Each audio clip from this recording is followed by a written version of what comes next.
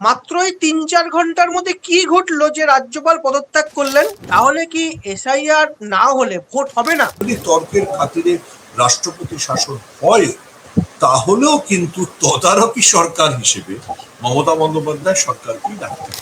তাহলে কেন টিএন রবিকে পাঠানো হলো? ডোনাল্ড ট্রাম্প বা নরেন্দ্র মোদী তারাই ফেডারেল স্ট্রাকচারটা মানেন না, এবং সেক্ষেত্রে টিএন রবির মতো রাজ্যপালরা খুব সহায় হয়, মানে খুব ভালো ম্যানেজার হিসেবে কাজ করে। জগদীপ ধনকর একটা বেঞ্চমার্ক তৈরি করে দিয়ে গেছেন যে আপনি কতটা খারাপ রাজ্যপাল হলে পরের প্রমোশনটা পাবেন ভাইস প্রেসিডেন্ট হতে। পশ্চিমবঙ্গের নির্বাচনের দিনক্ষণ ঘোষণা হয়নি, কিন্তু নির্বাচনের আঁচ বাড়তে শুরু করেছে। আমাদের প্রত্যেকের গায়ে হয়তো নির্বাচনের আঁচ লাগতে শুরু করেছে। একাধিক ইস্যু আগে ছিল, এসআইআর ছিল, দুর্নীতি ছিল, কখনো অনুপ্রবেশ ছিল, কিন্তু বৃহস্পতিবার সন্ধ্যা থেকে ইস্যুটা বোধহয় অনেকটাই পাল্টে গেল। হঠাৎ করে রাজ্যপালের ইস্তফা, রাজ্যপালের বদল। অনেকে বলছেন এটা নাকি পশ্চিমবঙ্গে রাষ্ট্রপতি শাসনের জারির একটা প্রাথমিক পদক্ষেপ। আমরা এই সামগ্রিক বিষয় নিয়ে আলোচনা করব আজকে আমাদের প্রাসঙ্গিক প্রসঙ্গে। আমাদের সঙ্গে রয়েছেন কলকাতার বিশিষ্ট সাংবাদিক সুমন ভট্টাচার্য। সুমনদা, আপনাকে স্বাগত। সুমনদা, কালকে যে বিষয়টা ঘটেছে, রাজ্যপাল হঠাৎ করে রাজ্যপাল বদল, যখন রাজ্যপালকে পদত্যাগ করেছেন তার ঘন্টা চারেক আগেই তিনি চিঠি দিয়ে জানিয়েছিলেন, রাষ্ট্রপতি ভবন থেকে চিঠি দিয়ে জানানো হয়েছিল আজকে রাষ্ট্রপতির অনুষ্ঠানে তিনি উপস্থিত থাকবেন। মাত্রই ৩-৪ ঘন্টার মধ্যে কি ঘটলো যে রাজ্যপাল পদত্যাগ করলেন, নতুন একজন রাজ্যপাল চলে এলেন? কিভাবে দেখছেন এই বিষয়টা? এর মধ্যেই কোনো কি চক্রান্ত, কোনো পরিকল্পনা, কোনো আরো বড় বৃহৎ কিছু সন্ধান বা কি রয়েছে? আপনার বিশ্লেষণটা কি? দেখুন, আমরা বিজেপি মানে বর্তমান বিজেপি সরকারের যে কার্যকাল দেখছি, সেখানে এই ধরনের হঠাৎ হঠাৎ ঘটনা ঘটে। আমি আপনাকে মনে করাই যে উপরাষ্ট্রপতি ছিলেন জগদীপ ধনকর, তিনিও একসময় পশ্চিমবঙ্গের রাজ্যপাল ছিলেন। তিনিও একটা দুপুরের মিটিং এর পর, মানে রাজ্যসভাটা মিটিং এর পর হঠাৎ করে সন্ধ্যেবেলা পদত্যাগ করেছেন। আপনি যেভাবে বলছেন, ঠিক যেরকম আচমবিতে পশ্চিমবঙ্গের রাজ্যপাল বোস তিনিও পদত্যাগ করে সরে গেলেন। দেখুন, পশ্চিমবঙ্গের মুখ্যমন্ত্রী মমতা বন্দ্যোপাধ্যায় কিছু ইঙ্গিত করেছেন যে তার উপরে চাপ ছিল কিনা, সেই চাপ না নিতে পেরে বোস সরে গেলেন কিনা। কিন্তু তার সঙ্গে একই সঙ্গে আমি যেটা বলবো, যেটা আপনার প্রশ্নের আরেকটা দিক, সেটা হচ্ছে ইন্টারেস্টিং যেটা দিক, সেটা হচ্ছে যে কাকে রাজ্যপাল করে পাঠানো। যাকে রাজ্যপাল করে পাঠানো হলো সে টিএন রবি, এর আগে তামিলনাড়ুর রাজ্যপাল ছিল। এবং যদি আমরা কেউ তামিলনাড়ুতে টিএন রবির কার্যকালকে দেখি, তাহলে দেখবো যে তামিলনাড়ুতে টিএন রবি সেখানকার যে সরকার, সেই সরকারকে একেবারে ব্যতিব্যস্ত করে দিয়েছে। এমনও হয়েছিল যে তামিলনাড়ুর যে ডিএমকে সরকার, যার মুখ্যমন্ত্রী স্ট্যালিন, তিনি রাজ্যপালের ভাষণ বয়কট করে বেরিয়ে গিয়েছে। এবং রাজ্যপাল সম্পর্কে স্ট্যালিনের কিছু নির্দিষ্ট অভিযোগ ছিল। তার মধ্যে একটা বড় অভিযোগ হচ্ছে যে সাধারণত আমাদের দেশে গণতন্ত্রের যে প্রথা, সেই প্রথা অনুযায়ী যে সেই রাজ্যের যে সরকার যে বক্তৃতা তৈরি করবে, সেই বক্তৃতাটাই রাজ্যপাল তার ভাষণে বলবে। কিন্তু দেখা গিয়েছিল যে পশ্চিমবঙ্গের রাজ্যপাল জগদীপ ধনকরের মতো আর তামিলনাড়ুর রাজ্যপাল টিএন রবি তার বক্তৃতায় কিছু শব্দ বাদ দিতে বলেন, যে শব্দগুলো ভারতবর্ষের জন্য খুব গুরুত্বপূর্ণ। ধর্মনিরপেক্ষতা, দলিতদের অধিকার ইত্যাদি, এগুলো তিনি টিএন রবি বাদ দিতে বলেন। তো টিএন রবির সাথে এতটাই স্ট্যালিনদের সরকারের টানাপোড়েন চলে যে পরে স্ট্যালিন এই গোটা বিষয়গুলোকে নিয়ে সুপ্রিম কোর্টের যান, এবং সুপ্রিম কোর্ট একটা ঐতিহাসিক রায় দেয় টিএন রবি সরকার, যে টিএন রবি একটা রাজ্যের রাজ্যপাল হিসেবে কোনো বিল কতদিন আটকে রাখতে পারবে। একদম মানে সুপ্রিম কোর্ট একটা মানে নির্দিষ্ট সময় বলে দেয় যে এর বেশি কখনো কোনো রাজ্যপাল কোনো বিল আটকে রাখতে পারবে না, যেটা সাম্প্রতিককালে এই বিজেপির শাসনকালে বিজেপির কেন্দ্রীয় সরকারের সঙ্গে রাজ্যগুলো যে টানাপোড়েন চলে, যে টানাপোড়েনে উল্লেখযোগ্য ভূমিকা নেন কেন্দ্রীয় সরকার নিযুক্ত রাজ্যপালরা, তাদের ক্ষেত্রে অন্যতম গুরুত্বপূর্ণ রায় ছিল। এই রায় অবশ্যই বিজেপির একেবারে ঘুম উড়িয়ে দেয়, এবং এই রায়কে চ্যালেঞ্জ করে শেষ পর্যন্ত আবার সুপ্রিম কোর্টের সাংবিধানিক বেঞ্চের কাছে যাওয়া হয়। তারা একটু রায়টাকে একটু পরিবর্তন করেন, কিন্তু তারা মোদ্দা কথাটা এক রেখেছিলেন যে রাজ্যপাল কতদিন একটা বিলকে আটকে রাখতে পারে। তো টিএন রবি সম্পর্কে এটা হচ্ছে ট্র্যাক রেকর্ড। টিএন রবি বেসিক্যালি পুলিশ কর্তা, তিনি ইন্টেলিজেন্স ব্যুরোতে ছিলেন, তিনি ডেপুটি এনএসএ মানে উপ ভারতবর্ষের নিরাপত্তা উপদেষ্টা হিসেবে কাজ করেছেন, ফলে তারা দীর্ঘ পুলিশি অভিজ্ঞতা রয়েছে। ফলে মনে করা হচ্ছে যে স্বরাষ্ট্রমন্ত্রী অমিত শাহ, যিনি পশ্চিমবঙ্গকে যথেষ্ট ব্যতিব্যস্ত রাখতে চান বা তৃণমূল সরকারের সঙ্গে একই রকম সংঘাতের আবহ রাখতে চান, তিনি বিশেষভাবে উদ্যোগী হয়ে এই টি.এন. রবিকে পাঠান। দাদা, আপনার কথা সূত্র ধরে একটা মানে আরো একটা বিষয় চলে আসছে। এমন সময় রাজ্যপাল বদল, মানে নির্বাচনের আগে একটা ইস্যু ছিল, এগোচ্ছিল বিষয়টা এসআইআর নিয়ে। এই এসআইআর নিয়ে কিন্তু বিজেপি প্রথম থেকেই বলেছে এসআইআর সম্পূর্ণ না হলে ভোট নয়। বামেরা সরাসরি না বললেও এমন করে ঘুরিয়ে বলেছে কথাটা, কিন্তু এটাই প্রমাণ করতে চেয়েছে যে এসআইআর না হলে ভোট নয়। ইতিমধ্যে আমরা দেখতে পাচ্ছি যে বিপুল কাজ এসআইআর এর বাকি রয়েছে। ফর্ম 7 যেটা বিজেপি দিয়ে যাবে 50 লক্ষ, সেইটা বাকি রয়েছে। এই পুরো কাজটা 7ই মার্চের মধ্যে, এই সরকারের 7ই মার্চ মেয়াদ শেষ হচ্ছে। পুরো কাজটা হয়তো সম্ভব না, মানে একদম ধরেই নেওয়া যে সম্ভব নয়। তাহলে কি এসআইআর না হলে ভোট হবে না? ভোট না হলে 7ই মার্চের মধ্যে না হলে কি রাষ্ট্রপতি শাসন জারির দিকে এগোবে রাজ্য? এটা কি একটা কোনো পদক্ষেপ? এই রাজ্যপাল বদল, এমন একজনকে রাজ্যপালের দায়িত্বে নিয়ে আসা, রাষ্ট্রপতি শাসন যেটা অভিষেক বন্দ্যোপাধ্যায় আমাদের তৃণমূল কংগ্রেসের সর্বভারতীয় সাধারণ সম্পাদক এর আগেও আশঙ্কা প্রকাশ করেছেন, রাজ্য প্রশাসনের অনেকেই বলেছিলেন, সেদিকেই কি এগোচ্ছে? দেখুন, ব্যাপারটা বোধহয় 7ই মের কথা আপনি বলছেন, যে 7ই মে 2021-এ বিধানসভা গঠিত হয়েছিল। সেই 7ই মের মধ্যে বিধানসভা গঠিত হবে। দেখুন, সাংবিধানিক একটা সংকট বিজেপি তৈরি করতে চায় কিনা সেটা আমি বলতে পারবো, কিন্তু একটা জটিলতা যে তৈরি করার চেষ্টা রয়েছে সেটা আমি বলবো। দেখুন, দুটো এক্ষেত্রে ইম্পর্টেন্ট পয়েন্ট আছে। প্রথম পয়েন্ট হচ্ছে, তর্কের খাতিরে ধরে নেওয়া যাক যে রাষ্ট্রপতি শাসন, তাতে বিজেপির লাভ কি হবে, পয়েন্ট নম্বর 1। পয়েন্ট নম্বর 2 হচ্ছে যে নির্বাচন ঘোষণা হয়ে গেলে তো কাল কার্যত রাষ্ট্রপতি শাসনের মধ্যেই কোনো রাজ্যে নির্বাচন, সেটা কোনো মানে নতুন ঘটনা না। তৃতীয়ত, যারা বিজেপির এটা বলছেন তারা যেটা ভুলে যাচ্ছেন যে যদি তর্কের খাতিরে রাষ্ট্রপতি শাসন হয়, তাহলেও কিন্তু তদারকি সরকার হিসেবে মমতা বন্দ্যোপাধ্যায় সরকারকেই ডাকতে হবে।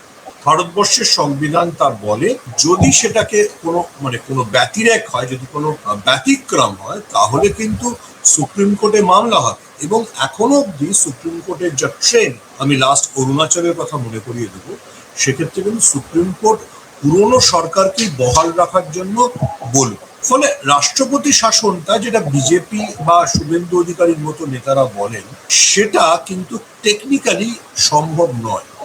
নাম্বার 2, যে বিজেপির পক্ষে রাজনৈতিকভাবে বিজেপি হচ্ছে এমন একটা দল যারা সবসময় কোনো রাজ্যে রাষ্ট্রপতি শাসনের বিরোধিতা করছে, তাহলে সেটাও করাটা খুব কঠিন বা বিজেপির জন্য রাজনৈতিকভাবে খুব সমীচীন। চতুর্থ সবচেয়ে ইম্পর্টেন্ট বিষয়, পশ্চিমবঙ্গের যে রাজনৈতিক ঐতিহ্য, যদিও পশ্চিমবঙ্গে এ ধরনের ঘটনা অনেকদিন ঘটেনি, কিন্তু গত শতকের 6-এর দশকে যখন বারবার ঘটেছে, তখন পশ্চিমবঙ্গ কিন্তু যেভাবে জবাব দিয়েছে, তাতে রাষ্ট্রপতি শাসন জারি করলে পশ্চিমবঙ্গের মানুষের ভোট বা জনমত তাদের বিরুদ্ধে যায়। ফলে রাষ্ট্রপতি শাসনটা খুব একটা সমীচীন বিষয়। কিন্তু আপনি যেটা বলছেন বা যেটা অনেকেই মনে করছেন, যে তাহলে কেন টি.এন. রবিকে পাঠানো হলো, অবশ্যই একটা সাংবিধানিক সংকট বা একটা রাজ্য সরকারের উপর চাপ সৃষ্টির ইচ্ছে নিশ্চয়ই অমিত শাহ রয়েছে। দেখুন, আবার আমি বলছি যে টি.এন. রবির যা ট্র্যাক রেকর্ড, তিনি কেন্দ্রের বিরোধী দলগুলির সঙ্গে খুব ভালো আচরণ করেন। 2 নম্বর, যেহেতু টি.এন. রবি একজন পুলিশ অফিসার, একজন ডেপুটি এনএসএ ছিলেন, স্বভাবতই পশ্চিমবঙ্গের নির্বাচনের আগে পশ্চিমবঙ্গের প্রশাসন, পুলিশ অফিসারদের উপর তিনি যাতে চাপ সৃষ্টি করতে পারেন, যেটা জগদীপ ধনখড়ের সময় আমরা দেখেছিলাম, যে ফোন করে রাজ্যের বিভিন্ন জেলার পুলিশ সুপারদের ধমকানো, তাদের উপরে চাপ সৃষ্টি, সেই কাজটা টি.এন. রবি করবেন কিনা আমি জানি। এবার দেখুন, যেটা রাজনৈতিকভাবে হওয়া সম্ভব নয়, বা হলে আদতে বিজেপির ক্ষতি, মানে রাষ্ট্রপতি শাসন, অমিত শাহ যে সেটা করবেন না এরকম কোনো গ্যারান্টি। অমিত শাহ যে ধরনের পলিটিক্সে প্রত্যাশিত, সে ধরনের পলিটিক্স ভারতবর্ষে তো খুব প্রাসঙ্গিক নয়, মানে ভারতবর্ষের গণতন্ত্রের জন্য বা পৃথিবীর যে কোনো দেশের গণতন্ত্রের জন্য খুব সুস্থ লক্ষণ নয়। ফলে এই যে অসুস্থ লক্ষণের যে রাজনীতি, সেটা অমিত শাহ পশ্চিমবঙ্গে কতটা করতে চান সেটা খুব জরুরি, সেটা বোঝাটা খুব জরুরি। দেখুন, একটা ফার্স্ট এক্সাম্পল হচ্ছে যে যেটা মমতা বন্দ্যোপাধ্যায় বৃহস্পতিবারের টুইটেও বলেছেন, যে তাকে রাজ্যপাল নিয়োগের আগে কোনো সলা পরামর্শ করা। নর্মালি ফেডারেল স্ট্রাকচার বা যুক্তরাষ্ট্রীয় কাঠামো অনুযায়ী একজনকে রাজ্যপাল নিয়োগের আগে সেই রাজ্যের মুখ্যমন্ত্রীর সঙ্গে আলোচনা করা প্রয়োজন। নর্মালি সেটাই ফেডারেল স্ট্রাকচার। এবং সাংবিধানিকভাবে বিজেপি যখন বিরোধী ছিল, সরকারিয়া কমিশনের কাছে বিজেপি যে ডেপুটেশন দিয়েছিল, সেই ডেপুটেশনে বিজেপি এটা পরিষ্কারই বলেছিল যে যদি মানে কোনো রাজ্যের নির্বাচিত মুখ্যমন্ত্রী আপত্তি করে যে এই রাজ্যপালকে নিয়োগ করা যাবে না, তাহলে সেই রাজ্যপালকে নিয়োগ করা যাবে না। দেখুন, যা বিজেপি নিজে বলেছিল তা বিজেপি এক্ষেত্রে অন্তত কোনোটাই মানছে। এবার এই না মানাটা কতটা মানে আলটিমেটলি কাজ দেবে সেটা আমরা ঠিক জানি না। মানে এটা একটু বোঝা মুশকিল যে ঠিক কি হতে চলেছে। তবে অবশ্যই আমি আপনার বক্তব্যকে ওড়াচ্ছি না, যে আশঙ্কার কালো মেঘ তো আছে। যেহেতু অমিত শাহ ট্র্যাক রেকর্ড খুব ভালো নয়, টিএন রবির ট্র্যাক রেকর্ড আরো খারাপ। পশ্চিমবঙ্গের মতো রাজ্যে একজন প্রাক্তন আইবি কর্তাকে পাঠানো ইজ ভেরি সিগনিফিকেন্ট। উনি কি বলতে চাইবেন, কি এসে করবেন সেটা। এবং এমন একটা সময়, এটাও খুব জরুরি প্রশ্ন, যে যখন সারে প্রায় 60 লক্ষ মানুষের নাম ঝুলে আছে, আমি ঝুলে আছে শব্দটাই ব্যবহার করলাম কারণ নির্বাচন কমিশন বলেছেন বিবেচনা। দেখুন, 60 লক্ষ একটা খুব কম বিষয় নয়। 60 লক্ষ ইউরোপের অনেক দেশের জনসংখ্যা নয়। আমরা এই ইরান যুদ্ধের সময় যেসব দেশ নিয়ে আলোচনা করছি, সেই কাতার বা কুয়েতের জনসংখ্যা 60 লক্ষ নয়। কুয়েতের জনসংখ্যা 52 লক্ষ, কাতারের জনসংখ্যা 32 লক্ষ। তো সেরকম একটা গোটা দেশকে যদি আপনি মানচিত্র থেকে মুছে দেন, তাহলে তার যা ইম্প্যাক্ট হবে পশ্চিমবঙ্গে মালদা, মুর্শিদাবাদ এবং উত্তর দিনাজপুর, সংখ্যালঘু অধ্যুষিত 3টি জেলা, এবং তার সাথে পশ্চিমবঙ্গের দুটো সবচেয়ে বড় জেলা উত্তর এবং দক্ষিণ 24 পরগনায় যতজনের নাম ঝুলিয়ে রাখা হয়েছে, প্রায় সেই ইম্প্যাক্টই দেবে। তো দেখুন, একটা তো যেটা আপনার প্রশ্ন ছিল যে কবেই 60 লক্ষ মানুষের ভাগ্য নির্ধারণ হয়, আমরা কেউ জানি না। মার্চের প্রথম 5 দিনে 5 লক্ষ মানুষের ভাগ্য নির্ধারণ হয়েছে। এবারে এই গতিতে চললে, ধরে নেওয়া যাক এই গতিতে চললে আরো 60 দিন লাগতে পারে, তাহলে এই 60 দিন নির্বাচন হবে না। কারণ এই 60 লক্ষ মানুষকে তো ঝুলিয়ে আপনি যেতে পারেন না নির্বাচন। এবার দুটো উপায় আছে, যে সমস্ত বিচারকরা এটা পরীক্ষা নিরীক্ষা করছে, সে বিচারকদের সংখ্যা বাড়ানো হবে। ইতিমধ্যে অন্য রাজ্য থেকে, আমি যতটুকু শুনেছি, অন্য রাজ্য থেকে 500 জন এসছেন, আমাদের রাজ্য থেকেও বিচারকরা যোগ দিয়েছে। তো তার ধরে নেওয়া যাক 500 1000 বিচারক কাজ করছে, এটাকে 2000 বিচারক করা। কিন্তু তাহলেও গোটা প্রক্রিয়াটা শেষ হতে হতে মার্চ মাস হয়ে যায়। তাহলে কি পুরো প্রক্রিয়াটা শেষ হওয়ার পর পশ্চিমবঙ্গে নির্বাচন ঘোষণা হবে, না নির্বাচন ঘোষণা হয়ে যাবে প্যারালালি এই কাজটা হবে? কিন্তু যেটা আগে সুপ্রিম কোর্ট বলেছিল, যে মনোনয়নপত্র জমা দেওয়ার শেষ দিন পর্যন্ত ভোটার তালিকা আপডেট করা চলবে, সেটাই হবে। So it's a very delicate time and it is one of the most testing time for the Indian democracy. তো সেই সময়টায় অমিত শাহ এবং টিএন রবি কি করবেন, কতটা মানে কি ভূমিকা নেবেন, আমি সত্যি বলাটা মুশকিল। But it's a very testing time for our democracy and it's very critical time for Bangla. দাদা, আপনি যেটা বলছিলেন, এতদিন কেন্দ্র রাজ্য একটা সংঘাত চলছিলই। কখনো রাজ্য সরকারের তরফ থেকে, রাজ্য প্রশাসনের তরফ থেকে অভিযোগ করা হয়েছিল বিভিন্ন ক্ষেত্রে কেন্দ্রীয় যে সহায়তাগুলো, কেন্দ্রীয় যে প্রাপ্যগুলো রাজ্য পায়নি, 100 দিনের কাজের টাকা পায়নি, এছাড়া আরো অনেক কিছু জায়গায় বন্ধ ছিল। কেন্দ্র সরকারের তরফ থেকে অভিযোগ করা হয়েছে রাজ্যের একাধিক দুর্নীতি, হিসেব দেখাতে পারেনি ইত্যাদি। এই যে বিতর্ক, এই যে চাপানুতর চলছিল, এর মধ্যে এসআইআর নিয়ে একটা সমস্যা তৈরি হলো। রাজ্য শুধু রাজ্য নয়, এদের মানে সমস্যাটা এতটাই বেড়েছে যে সুপ্রিম কোর্টকে হস্তক্ষেপ করতে হয়েছে। সুপ্রিম কোর্ট স্পষ্ট বুঝিয়ে দিয়েছে যে কেন্দ্রীয় সরকার বা নির্বাচন কমিশনের এই নীতিকে তারা মানছে না, দ্রুত এই কাজটা হয় না। সেই প্রেক্ষিতে আবার নতুন করে রাজ্যপালের বদল এবং এমন একজনকে দায়িত্ব দেওয়া যার সঙ্গে বারবার তার অতীত দেখা গেছে যে রাজ্য প্রশাসনের বিরোধ। এই জায়গায় দাঁড়িয়ে 324 সংবিধানের ধারাকে কাজে লাগিয়ে সুপ্রিম কোর্টকে নিজের বশে এনে যদি কোনোভাবে রাষ্ট্রপতি শাসনের দিকে এগিয়ে যায়, তাহলে কি কিছুদিনের জন্য এই সাংবিধানিক সংকটটা পশ্চিমবঙ্গে, যেটা এত কোনোদিন ঘটেনি, আরো বড় করে বা কিছু তৈরি হতে পারে ভোটের আগে? এটা কি কারুর কোনো, সেই বিজেপি হোক বা তৃণমূল হোক, কারোর কোনো হাত শক্ত বা নরম করতে পারে? আপনি কিভাবে দেখছেন? দেখুন, এটা আমি যেটা বললাম যে এটা একটা গণতন্ত্রের সংকট। দেখুন, আপনি যদি ওভারঅল, যেহেতু আপনি সুপ্রিম কোর্টের প্রসঙ্গটা টানলেন, আমরা যে পৃথিবীটাতে অবস্থান করছি সেই পৃথিবীটাতে একজন ডোনাল্ড ট্রাম্প আছেন, একজন নরেন্দ্র মোদী, অমিত শাহ আছে, যারা এই যে ফেডারেল স্ট্রাকচার, সেই ফেডারেল স্ট্রাকচারটাকে খুব একটা মানেন না। আমি কেন আমেরিকার উদাহরণ দিলাম? এই ফেডারেল স্ট্রাকচার বা যুক্তরাষ্ট্রীয় শব্দগুলো বেসিক্যালি আমেরিকার থেকে এসছে। তো দেখুন, ডোনাল্ড ট্রাম্প সেই যে লোকাল বডি, মানে লোকাল গভর্নর, তাদেরকে জিজ্ঞেস না করে অনেক অনেক রাজ্যে অভিবাসন, পুলিশ মানে আইস এজেন্টদের নামিয়েছেন, সামরিক বাহিনীকে নামিয়েছেন। তা সেম মডেল আপনি মানে ভারতবর্ষের ক্ষেত্রে নরেন্দ্র মোদী, অমিত শাহ ফলো করেছেন, যে ফেডারেল স্ট্রাকচারকে পুরোপুরি বাইপাস করে, ফেডারেল স্ট্রাকচারকে না মেনে এই রাজ্যপালদের দিয়ে বা কেন্দ্রীয় এজেন্সি দিয়ে বিভিন্ন কাজ করিয়েছে।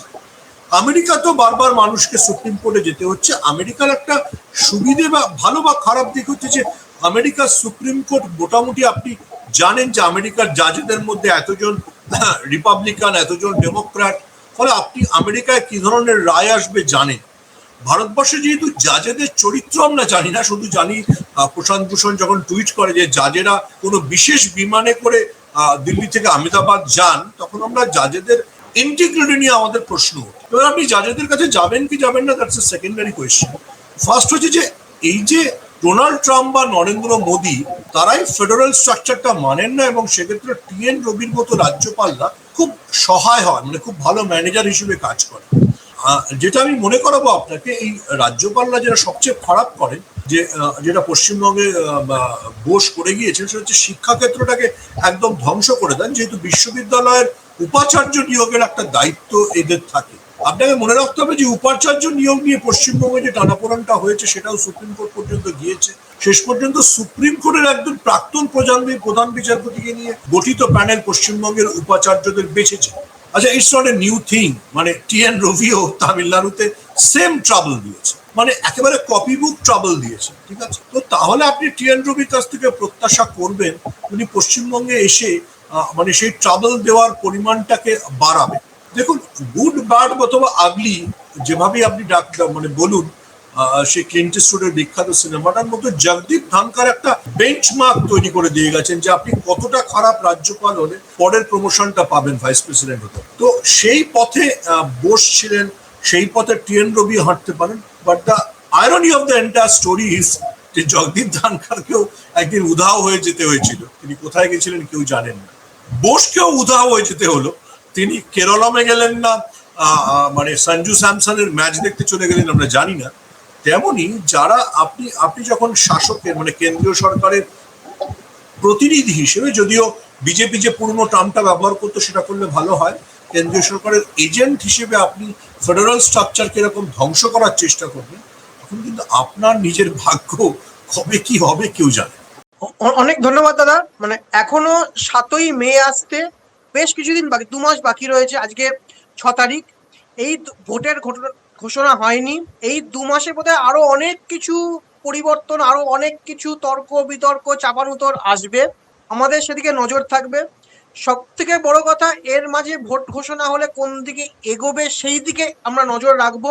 সামগ্রিক বিষয় নিয়ে আরো আলোচনা হবে। তাহলে কি দেশের বা পশ্চিমবঙ্গে একটা কোনো সাংবিধানিক সংকট তৈরি হবে কিনা সেই বিষয়ে আছে। তবে এই প্রসঙ্গে আরেকটা কথা বলতে হয়, বারবার যারা আমরা আপনার রাজনীতিক সাংবাদিকতা করে থাকি, তারা দেখেছি একটা কথা, মানে পশ্চিমবঙ্গের রাজনীতিতে চলে, মমতা বন্দ্যোপাধ্যায় যেদিনকে রাস্তায় নামেন সেদিনকে বোধহয় সবকিছুই তার দিকে চলে যায়। অতীত সেটাই বলেছে, সে সিঙ্গুর ইস্যু থেকে শুরু করে এর আগের নির্বাচন, সবসময় তিনি যখন পথে নেমেছেন অনেক কিছু ঘুরিয়ে দিয়েছেন। আজকে শুক্রবার 6ই মার্চ, সেই দিন তিনি আবার রাস্তায় নামছেন, তিনি আবার ধর্মতলায় প্রতিবাদে নামছেন। কি হবে আগামী দিন বলবে, সে সব দিকে আমাদের নজর থাকবে।